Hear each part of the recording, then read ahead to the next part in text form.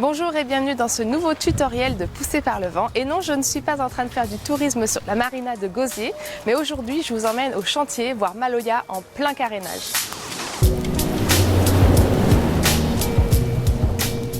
Après 10 pays visités, 8000 milles parcourus, on refait enfin notre anti-fouling et justement c'est de ça dont je vais vous parler aujourd'hui.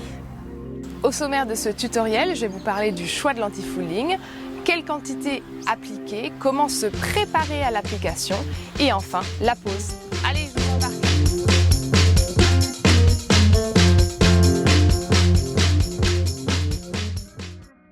Choisir son anti-fouling peut s'avérer être un véritable casse-tête. En effet, il n'existe pas de produit universel, mais des produits adaptés à votre bateau, à son usage, à votre budget et à sa zone de navigation.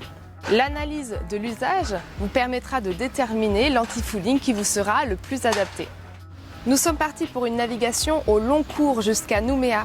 On navigue toutes les semaines. Nous avons un programme, mais pour l'instant, on n'a pas vraiment respecté son timing.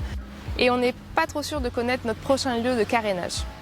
Du coup, face à toutes ces spécificités et après discussion avec l'équipe Nautix, on a choisi le A9000 qui est un anti-fouling autolissant très haut de gamme, celui qui correspond le mieux à notre usage.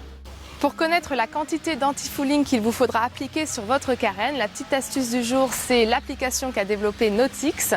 Il vous suffit de mettre la surface en relation avec le pouvoir couvrant par couche de votre anti-fouling et vous aurez la réponse. Pour une efficacité d'1 an, c'est important d'appliquer la totalité de la peinture préconisée pour avoir un réservoir de produits anti-salissure suffisant, soit environ 120 microns de peinture sèche, ce qui équivaut à 2 ou 3 couches épaisses.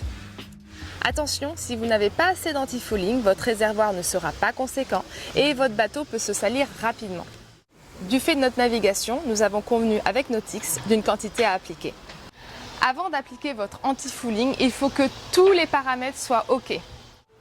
Le support doit être poncé au 80-120. En l'occurrence, nous partons sur un nouveau primaire.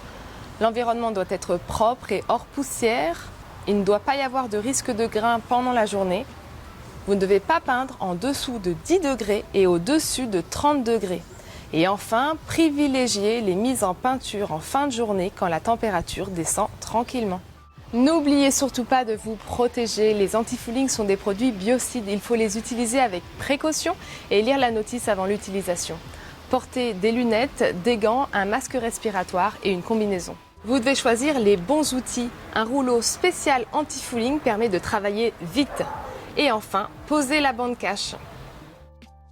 Et le meilleur pour la fin, vous allez pouvoir poser votre première couche d'anti-fouling. Respectez le temps de séchage entre les couches. Attention, appliquez toute la quantité d'anti-fouling préconisée. Il est temps maintenant de remettre à l'eau 3 à 5 heures après la dernière couche.